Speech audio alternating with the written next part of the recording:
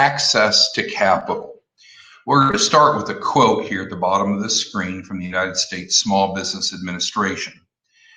The SBA states, "It costs money to start and operate a successful business. Funding your business is one of the first and most important financial choices most business owners make.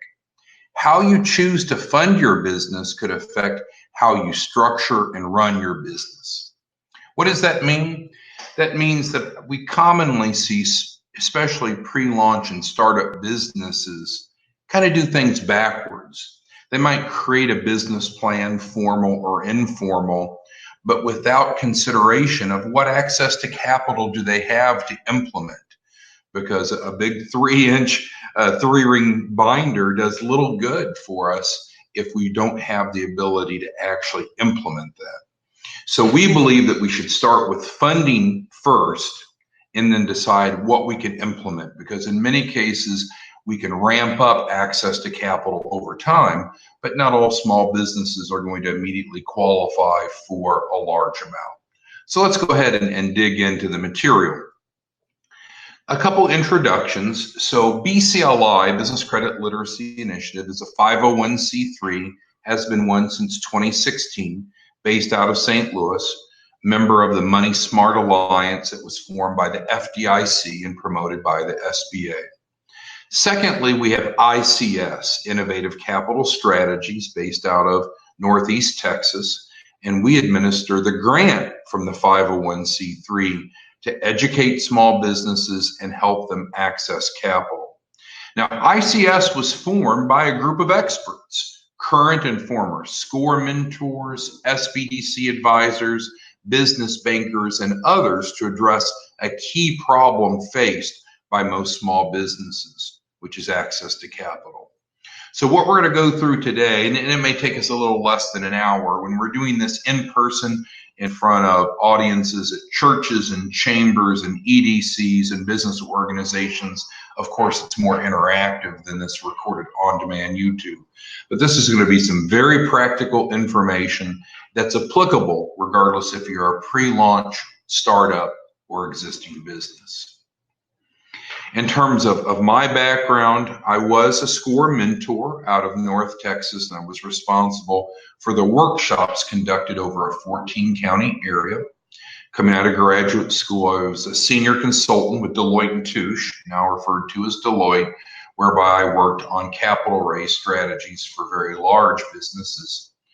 Most recently, I was an SBDC, Small Business Development Center advisor, and our office, which is in a more rural area, raised over $30 million in just 1 year. And that's covering 6 counties and a very rural area, no major metropolitan areas. Did a lot of SBA loans, but other types of funding as well. I'm one of the co-founders of ICS and BCLI, and I'm a full-time professor. I teach these topics to credit earning students, typically full-time students, teach financial literacy, small business management, which addresses access to capital, and principles of management. In terms of education, as I mentioned, I have an MBA in finance, a master's of health administration and strategic planning. I was very interested in the intersection of healthcare and finance, and undergraduate degree in accounting. Our learning objectives for our time together today is really simple. 3 things. Number 1, we're going to learn about some of the secrets of building business credit.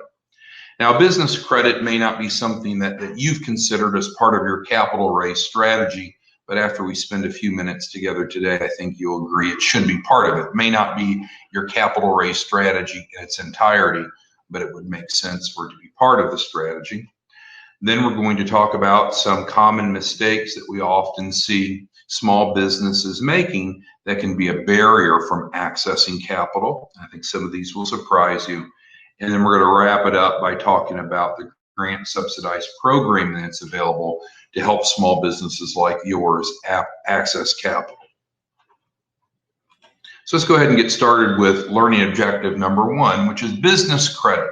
We want you to learn how to immediately get business credit that's linked to your EIN, not your social security number, and it works regardless if you're a startup or existing business, and it has no bearing on your personal credit. You could have great personal credit and you want to protect it, or not so great personal credit, so that's a barrier. But we're going to talk about business credit off the EIN. Well, why does this matter? The bottom line is most small businesses fail when they try to get money to start or grow. And we can look at the publicly available data, for instance, the denial rate on SBA loans, which is the majority of applicants. But what that ignores is that many small businesses never even make it that far to apply to get denied. So most small businesses fail when they're trying to get money. And what we need to understand is that there's a formula for approval. We commonly work with small businesses that are frustrated and disappointed and sometimes almost skeptical. There's no way for a startup, for example, to get capital, and that's just not true. So what we need to do is we need to meet the underwriting criteria for the specific type of capital. And if you take nothing else away from this webinar today, understand that there are many different types of capital, and the key is to find the right type for your mitigating circumstance. Because if you find the right type of capital for your circumstance and you meet the underwriting criteria, then it's an automatic approval. I mean, they're wiring money into your account often the next day once the underwriting is complete. But what happens is we often don't know what the right type of capital is, or we don't meet the underwriting criteria, and so we face a decline. Most people don't understand that business credit, understand how business credit building process works. Now, there's three key differences of business credit. Number one, business credit always works. And it's, I guess, a good analogy of if you have a child or know someone that has a child, or just think back to when you turn to 18. Normally, when you turn 18, you don't have any bad credit, you don't have any good credit, you're just kind of starting as a clean slate. Well, the bottom line is that's where most small businesses are. They've not done anything to build good business credit. They've not done anything to have negative business credit, although we'll talk about some unique aspects of how you start with a negative score in a moment. But if we're starting with that clean slate, we can build business credit fast and effective, and it's very predictable. And so again, if you think about working with an 18-year-old and helping them build personal credit, yeah, you could say, well, yeah, you should always be able to build personal credit as long as you open the right type of trade lines and pay your bills on time. Very similar with business credit in terms of it always works. Another difference, the second difference of business credit from personal credit is it's publicly visible. Like you can't pull my credit, I can't pull your credit legally without permission. But business credit profiles are out there. Dun & Bradstreet, Experian Business, Equifax Business, some of the larger credit repositories, they sell that information to anyone that's willing to pay for it. So what does that mean? Well, that means that your prospects may be looking at your business credit before they decide to work with you. Your clients may decide if they want to continue to work with you based upon your perceived credibility. And of course, your competitors could be selling against you based upon your public profile. If you're going after government contracts or Amazon, Walmart, it's not unusual at all for those larger entities who are a little more sophisticated to pull, for instance, your D&B report and make decisions to work with you or not based upon what's publicly available. So we can't just ignore business credit. Even if we don't need business credit to access capital, it still impacts our business because it impacts how others view the credibility and stability of our business. And then the third point, which I alluded to a moment ago, which is unfair, but it's the way that it works, is that you'll have a bad business credit score even if you do nothing. So for Dun & Bradstreet, for example, the scores, the PAYDEX scores go from 0 to 100, and you'll have a 0 until you have at least 4 trade lines reporting.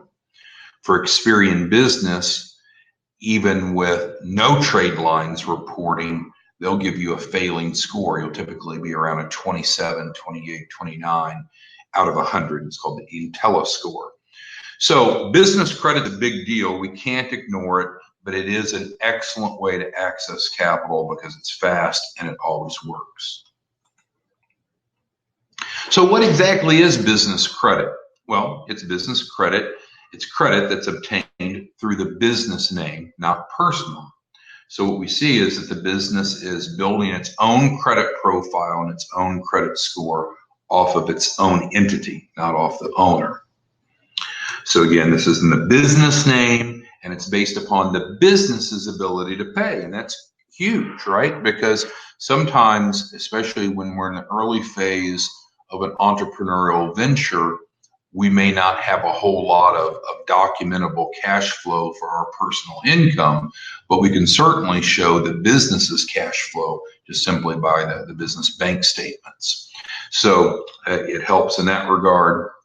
Fourth, business credit isn't just a separate source of capital. It's often part of the underwriting for business loans. So for example, if we're going after an SBA loan, which we help frequently with, they use a different type of credit scoring methodology. And that credit score methodology is called FICO SBSS. And so you have a FICO SBSS score. It's a combination of a few things, including your business credit worthiness. We need to have at least a 165, and I'll write this, to get an SBA loan. We need a 165 FICO. And most of you may not be familiar with what that means or the range from 0 to 300. We can certainly help you with that. But what's the point? The point is that business credit isn't just a standalone source of capital, and it impacts our access to loans in many cases. Then business credit is fast to build, which we mentioned. It can grow very, very quickly, and I'll show you a few examples of that. And literally, once we review your profile and make sure it's updated and accurate, we can usually get the first $5,000 to $10,000 of business credit in the first 24 to 48 hours. And so that is quicker than if you were an 18-year-old and wanted to go access personal credit. The likelihood without a cosigner that you'd be able to go get $5,000 to $10,000 of personal credit on day one is very unlikely. And then ultimately, strong business credit increases your borrowing ability, both in terms of getting approvals, which we just talked about up here, the amounts of approval, and then the terms. In other words, the interest rates and how affordable that cost of capital is. The limits of business credit are often 10 to 100 times higher than consumer credit, and that's directly from the SBA. So business credit is very important. I don't really understand why it's so infrequently taught in whether it be high school or undergraduate or graduate programs or out in the community, but certainly it's our pleasure to help you become more familiar with it and help you build your business credit. Let's look at an example here, and it's a little bit of a busy slide, but I'll guide you through it. So here we have a profile off of Experian Business, one of the larger credit repositories, and essentially everything is zero or nothing. It's just baseline information. They've not done anything wrong. They've not done anything good. It's just a starting point. With that, as I mentioned earlier, you almost always start with a low score, even though you've done nothing wrong. So in this case, and this is probably going to be about the same with your business, you have a 28 on a 0 to 100 scale. And that's pretty low, right? I mean, remember back from elementary school, if the teacher gave you a 28 on a test, that's not a very good score. But what's interesting is even with a very low score, you still have a credit limit recommendation of $1,000. Well, if I came to you with a 500 FICO score, personal credit, very poor, analogous to this 28, and asked for a loan, the answer would probably be zero. But in this case, we're still eligible for our credit limit recommendation of $1,000. And we're going to watch these two grow by building our business credit profile. So that's some baseline information, and this is where most small businesses will be. We're going to help pull your business credit profile, make sure it's accurate, see what's reporting, but in most cases, yours is going to look very similar to this. Now let's go ahead and add just one trade line, and we added one net 30 trade line. So that means that they extended us credit, but we only have 30 days to pay. By opening one trade line, making an on-time payment, that has increased our IntelliScore to 96. So we went from a 28 to a 96 by just demonstrating one time that we'll pay bills on time. Also, it over doubled our credit limit recommendation. Now our credit limit recommendation has gone from 1,000 to 2,500. We need to see that continue to build, right? So we can access more capital. So we talked about business credit building being fast, and this is a great example of it, just with one trade line. Now, this isn't probably where you'd want to start, but it illustrates very nicely by taking positive action, you can see results quickly, and it really helps us become better positioned for access of many different types of capital. Now, there are lots of examples, and they're kind of stacked up here, and because the webinar software, it shows everything at once versus having transitions or animation. But the bottom line is successful businesses use business credit. Here, for example, we can see Walmart has 513, and behind this is Facebook and Amazon and a lot of other companies' examples, and they often have 100+ trade lines, even though they're very cash rich. So I think in many cases it makes sense for us to stop and say, well, what are successful businesses doing, and are there any of those practices that we might want to adopt as a small business? And building business credit certainly is one of those.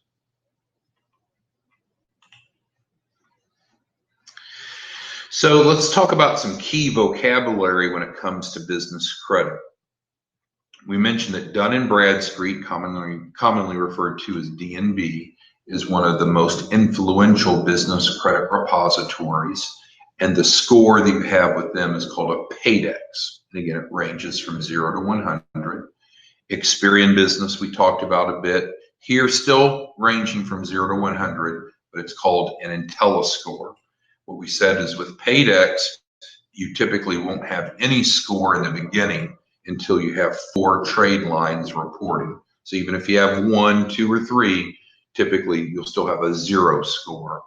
Where Experian Business, I don't know if this is better or worse, you'll have a score by default, but it's almost always going to be around 28 or so to begin with, until we start creating some positive payment experience like we see here. DBT, do you know what DBT stands for? Because your business has a DBT score. It stands for days beyond term.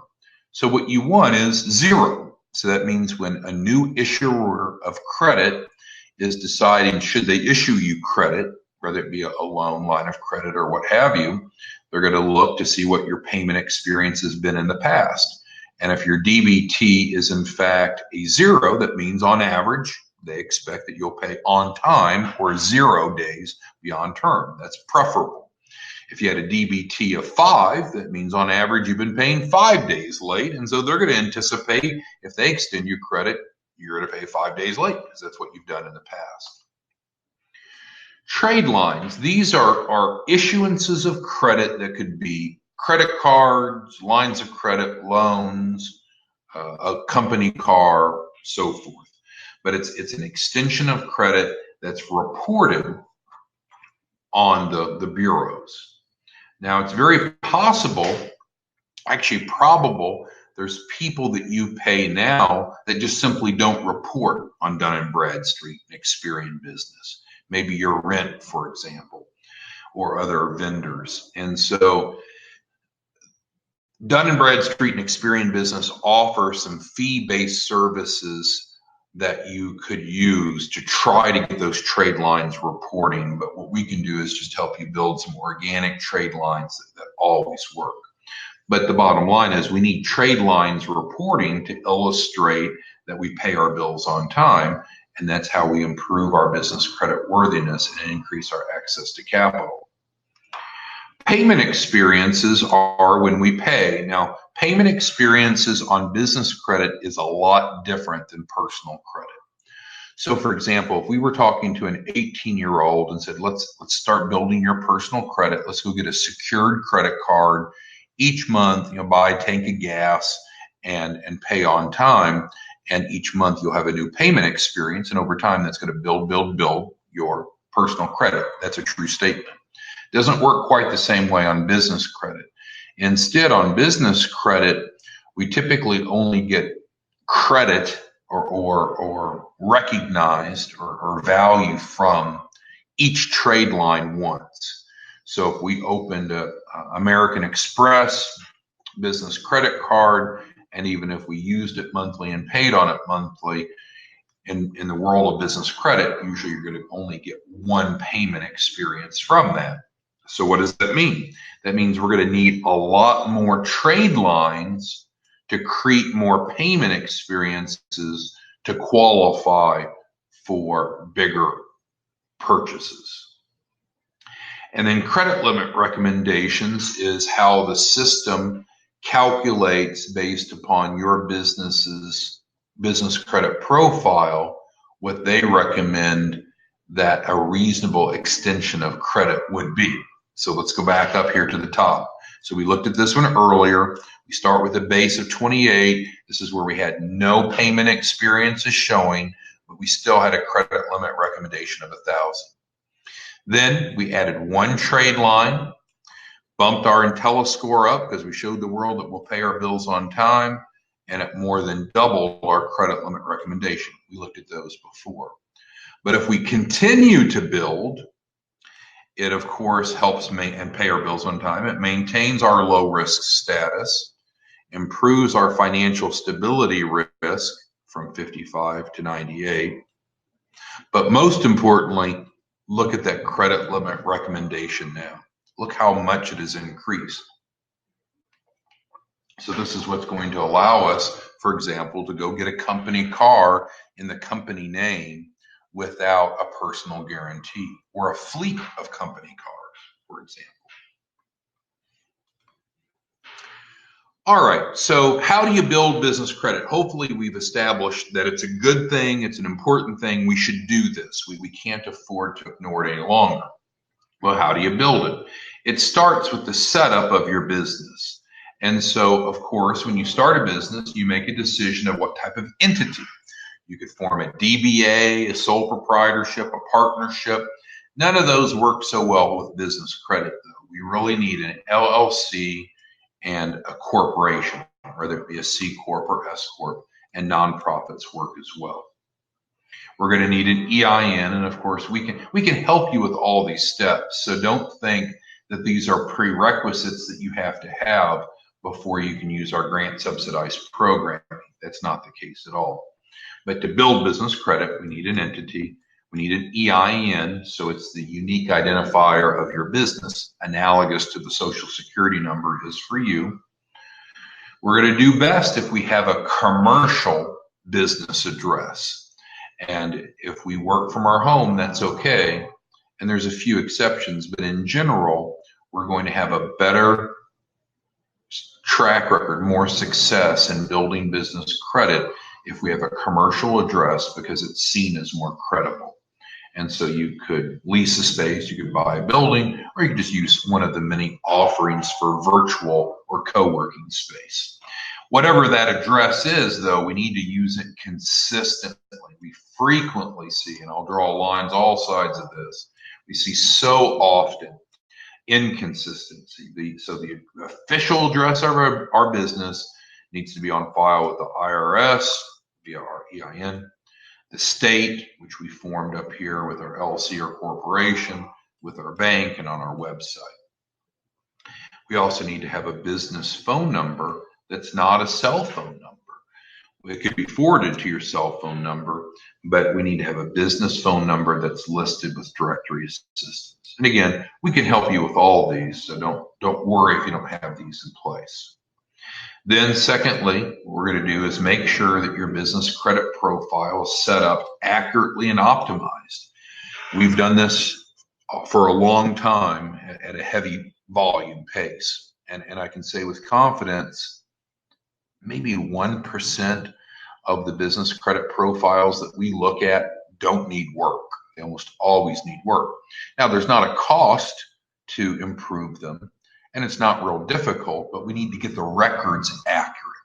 Otherwise, things like your employee count, your revenue, your address, your phone number, your industry code are going to be missing or inaccurate or incomplete. And that could very much make you look higher risk than what you are and impact our capital raise. Now, what's really neat, maybe a little bit confusing, but really neat, there are two options for building business credit. And through our grant subsidized program, we help clients with both. So it doesn't matter to us. There's the fast track, and that works. And getting, we say up to 100,000, and we've seen from 50,000 to 125, 150 in around 30 days. So that is, blowing and going, see great success. And we commonly refer to that as UBF, unsecured business financing.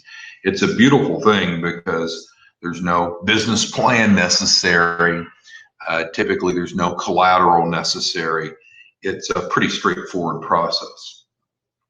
Alternatively, we can do an organic build. This means we're taking a step-by-step approach to adding trade lines and payment experiences to your business credit profile. It always works.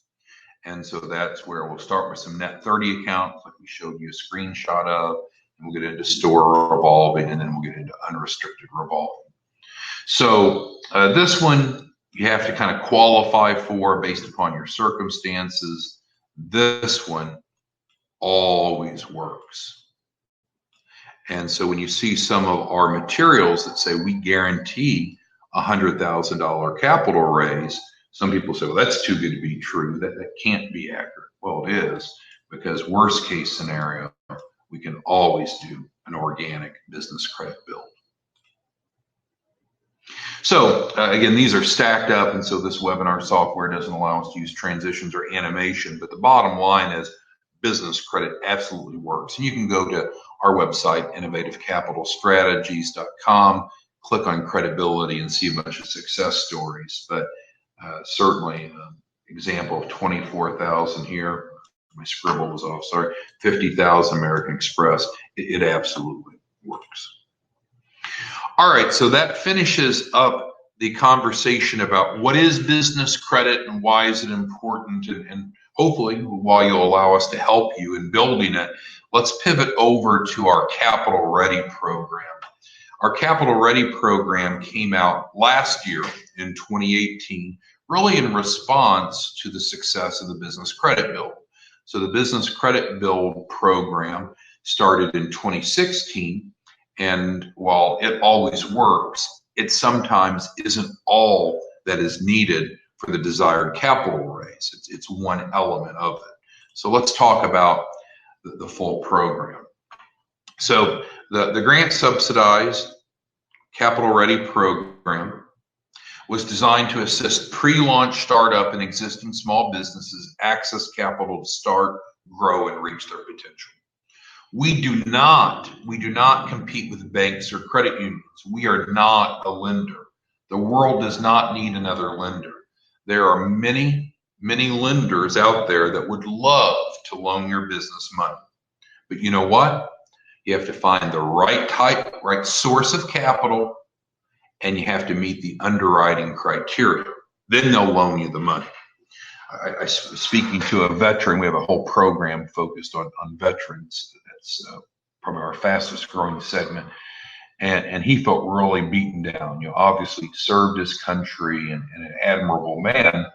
But the bottom line is, if you don't meet the underwriting criteria, you're going to be declined. So we either need to make changes to meet the underwriting criteria, or we need to find a different source of capital that we can meet. Now, back to the non-compete with banks and credit unions. They can refer their declines to us because most small businesses, if you're thinking about where do I get money, you go to the bank. But the bank is usually looking for the 3 C's, right? Cash flow, creditworthiness, and collateral. And typically they want all 3 of the 3 C's. A lot of small businesses don't have those 3 C's. What we can do is if you have any one of those 3 C's, we can access capital. But just wanted to clarify, we don't compete with banks, credit unions, or other organizations. And as you've heard me repeat several times, and if, again, you take only one thing away from today's webinar, we have to first identify the right type of capital. We have a client in Georgia who just received $150,000. And that was after he and his business had several failed attempts at accessing capital before coming to our Capital Ready program. The key is you've got to find the right type of capital for your mitigating circumstances. And if you meet the underwriting criteria, then we get approved. That's specifically what the Capital Ready program does. All right, so what are the components of the Capital Ready program? And it can be labeled as a TA program, standing for Technical Assistance. What we're going to do is assign a finance officer once you enroll that's going to look at immediate sources of capital. Our goal is to get the first round of capital, maybe interim funding, in your hands in just the first 30 days. Can't guarantee that will happen because you've been making all the decisions in your life and with your business. And so in the beginning, we're working with whatever you come to the table with. But in most cases, we can get some interim funding in the first 30 days. And that's certainly our goal. We're going to help put together, through our TA, our technical assistance, the loan package, right? So we're going to put together a business plan. Now, what you may not realize is that not all sources of capital require a business plan, number one. And number two is that the business plan needs to be written for the desired audience. We're doing a lot more now than I thought we would on equity-based capital raises, helping small businesses get investor equity, money that doesn't have to be paid back. Well, that audience needs a different type of business plan than does an SBA loan. And even with SBA loans, there are different types of SBA loans. There's 504 and 7A and 7A Express and even micro loans. We're typically able to get an SBA loan as a tangent here in 15 days. A 7A Express SBA loan in as little as 15 days. But part of that is having a business plan that meets the requirements of the lender. We're going to work on a personalized financial statement, PFS for short. And it's almost surprising, well, it is surprising that I'd say 90% of the personal financial statements as a baseline that small businesses have, if they have one at all, is not very good. And it's often not accurate, not completed properly, and often not optimized. And that can really impact. And I can tell you, some lenders, that's the first thing they look at before they look at credit, business, personal, or anything else. They look at your personal financial statement. So we're going to work on that. That's step 3 of our 10-step process. We're going to help you optimize your personal and business credit scores. We are not a credit repair company on the personal side, but we certainly are experts in personal credit, so can provide some guidance and things that need to be done. One of the most common issues we see with small businesses is they will have used personal credit to an extreme. So their personal credit cards are all charged up. The revolving utilization is crazy high. And then that punishes them because they're so leveraged that their personal credit scores plummet by 30, 50, 70, as much as 100% by being fully leveraged. What we can do in many cases is go get a small business loan, pay off the personal balances, and then all of a sudden the score pops up and we have more options. But that's an aside. We'll help create interim financial statements if needed, as well as financial projections, revenue and expense out 36 months, help you develop your uses of funds. And it's not unusual right here to see, even when small businesses meet the other underwriting criteria, the way that they ask for the money gets them rejected.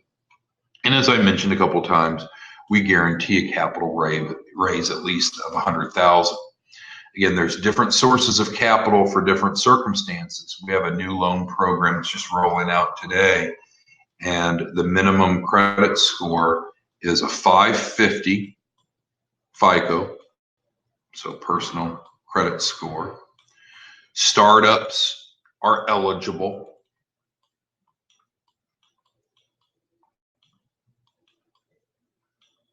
Don't have to have much collateral at all. We can almost always piece together. We'll do a little check mark. And so in many cases, your credit nor your collateral will be a barrier. Now, of course, they want to see and have confirmation that we can afford to pay the loan back. That's too good to be true to think otherwise. But there's just such a spectrum of available capital that's why we're so confident that we can always help a client raise $100,000. All right. So talking about some of the examples of funding solutions, the 7A Express loans, which I was referencing earlier, which is great. Again, that veteran that I mentioned I was talking to last week, he was confident that the system has locked out startups from getting capital, and it's just not the case. We can get an SBA loan for a startup up to $150,000, funds in around 15 days, and as I mentioned earlier, we only need a 165 FICO, so not a big barrier. Then there are larger loans where we're looking at real estate, equipment, so forth, and that can go up into the millions. Seed capital, I was making reference to that. In many cases, very fast funding. This may just be interim funding, right? This may not be all the capital you need, but we might have to look at tranches, step by step, layer by layer of capital. We helped one restaurant get $1.2 million to start a restaurant. Now, there wasn't much they could do in terms of phases, right? Because they had to build out the space and buy the franchise, buy the equipment, and train, hire all the staff. So I do realize that there's some business models that it's kind of all or nothing. But for especially service-based businesses, many of them, we can ramp up and get to the capital that's needed. I referenced earlier unsecured business financing, $100,000 or more in the first 30 days. In many cases, the interest rate is zero or near zero for interim period. And the beautiful thing is it reports on business credit. No collateral needed for UBF, and it works great for startups and existing. And there's I'd fill many of these screens if I had to outline all the different sources of capital. But certainly if you have a 401k or an IRA that from your prior employment, that money can be used without breaking it, without paying penalties. We're doing more and more with private equity that could be smaller deals as low as $20,000 or much larger, including crowdfunding. So there are all different sources of capital. Our job is to help you understand our 10-step process for raising capital. On our website, innovativecapitalstrategies.com or .org, you'll find under the Capital Ready package a different YouTube video that really breaks down in details the 10 steps. The way I would explain it is, imagine you order a pizza, and let's say it's cut traditionally in little triangles, right? So that pizza is cut into 10 slices. Business credit, which we talked earlier today, is one of those slices, and it's a good slice, and you can just eat that one slice and be done with it. But if you're looking for the broadest preparation for a capital raise, then you need all 10 slices. All right, so let's briefly review what we learned today, and then we will wrap it up. So if we were live together, I'd ask you these questions and wait for you to respond. Since we're not live together, I'll give you the questions and some help with the answers. So what makes business credit different than personal credit? What did you learn about business credit being different than personal credit? Well, we learned that business credit always works, that we typically start with a failing score, that business credit's visible to the outside world, so that could make it important even if we're not planning to use it for a capital raise. We also learned that it's used in the underwriting criteria of most business loans, especially SBA loans, including the FICO SBSS credit scoring algorithm. So hopefully we learned a lot about business credit, and the bottom line is we should hopefully be working together to help you build that. Then we talked about, why do most small business owners fail when trying to access capital? Remember, we were going to talk about some of the pitfalls. We talked about that they need to identify the right source of capital for their circumstance, and then secondly, meet the underwriting criteria. We talked about the setup of their business is important in terms of the entity type and having their phone number listed with directory assistance. We talked about quite a bit when it comes to proper preparation. Not the least of which, of course, is the right business plan for the right source of capital and optimized personal financial statement and so forth. We went through quite a bit of new vocabulary. We talked about DBT, days beyond term. We want to have a 0 for that.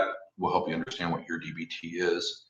We need to know what PAYDEX is, and that's our business credit score through Dun & Bradstreet. We talked about IntelliScore, which is our business credit score through Experian Business.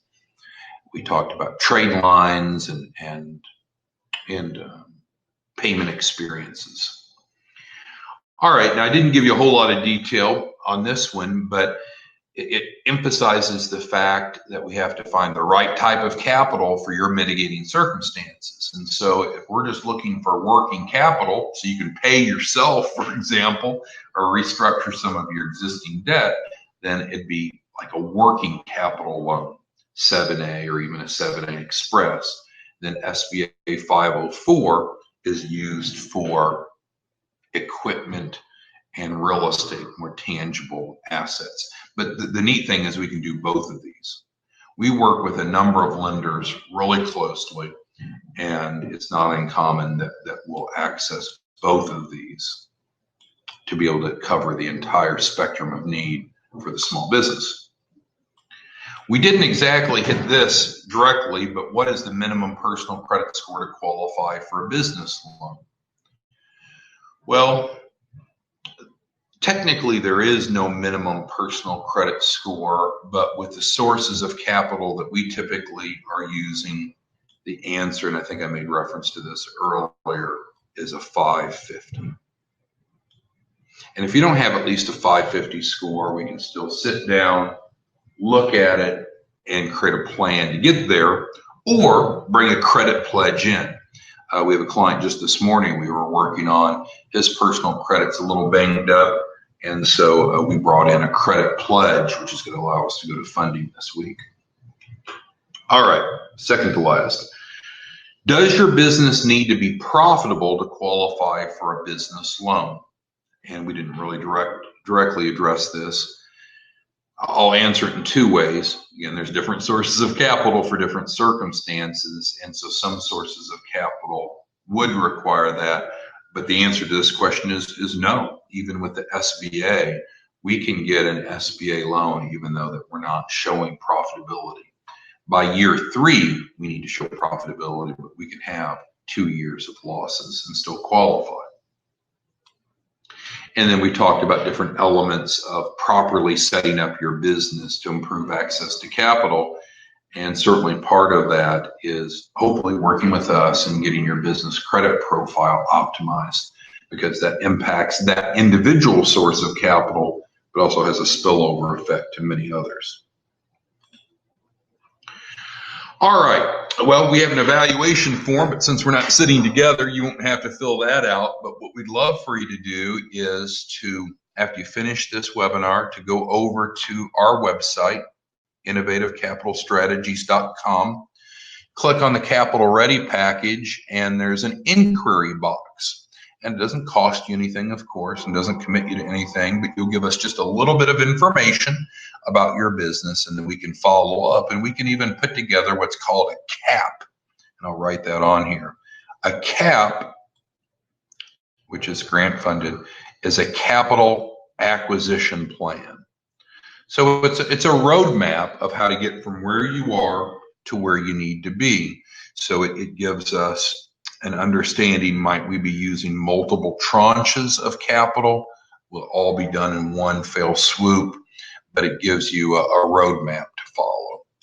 So with that being said, thank you so much for the 45 minutes we spent together. We look forward to assisting you in raising capital.